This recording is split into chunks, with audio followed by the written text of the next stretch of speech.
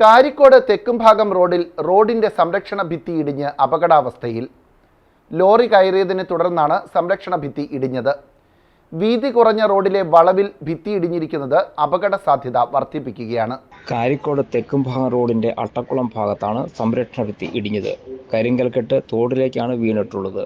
Lorry road വക്കിലേക്ക് നീങ്ങിയതിനെ തുടർന്ന് കെട്ട് ഇടിഞ്ഞു വീഴുകയായിരുന്നു. ഭാഗികമായി തോട്ടിലേക്ക് വെച്ച ലോറി ഇവിടെ നിന്ന് മാറ്റിയെങ്കിലും റോഡ് അപകടാവസ്ഥയിൽ തുടരുകയാണ്. ഇവിടെയുള്ള റോഡിന്റെ വീതി കുറവും വളവും അപകട സാധ്യത വർദ്ധിപ്പിക്കുന്നുമുണ്ട്. എതിർദിശയിൽ വാഹനങ്ങൾ വന്നാൽ സൈഡ് കൊടുക്കുന്നതിനുള്ള വീതി ഇപ്പോഴിവിടെയില്ല. റോഡ് നേരത്തെ തന്നെ ടാറിങ് പൊളിഞ്ഞ് കുണ്ടും കുഴിയുമായ നിലയിലാണ്. നവീകരണ പ്രവൃത്തികൾക്ക് പണം അനുവദിച്ചിട്ടുണ്ടെങ്കിലും നവീകരണ ജോലികൾ ആരംഭിക്കാൻ ഇനിയും മാസങ്ങളെടുക്കും. എന്നാൽ സംരക്ഷണ ഭിത്തി നിർമ്മാണം അടിയന്തരമായി പൂർത്തിയാക്കണമെന്നാണ് നാട്ടുകാരുടെ ആവശ്യം.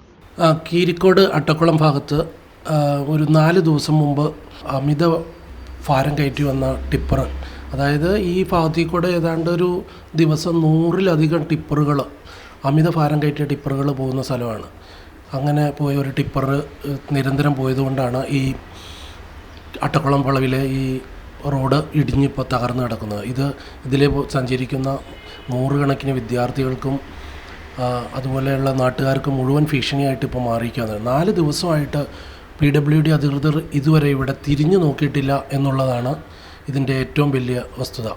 അവരവിടെ വന്നൊരു അപകട ബോർഡ് വയ്ക്കുകയോ ഒരു വള്ളിയെങ്കിലും വലിച്ചു കെട്ടാനുള്ള ധാർമ്മിക മര്യാദ പോലും ഈ PWD ഉദ്യോഗസ്ഥർ കാണിച്ചിട്ടില്ല.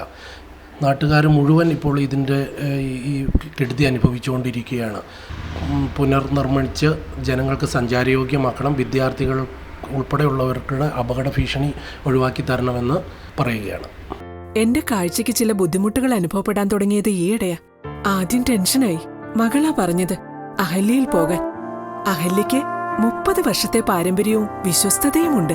അഹല്യയിലെ വിദഗ്ധരായ ഡോക്ടർമാരുടെ ചികിത്സ കൊണ്ട് എനിക്ക് എന്റെ കാഴ്ചശക്തി പൂർണ്ണമായും തിരിച്ചു കിട്ടി. ഇപ്പൊ എനിക്ക് ഈസിയായി വായിക്കാം. നേത്ര സംരക്ഷണത്തിന് നമ്മുടെ Ahalya. Ahalya foundation eye hospital, കേരളത്തിൽ എല്ലായിടത്തും.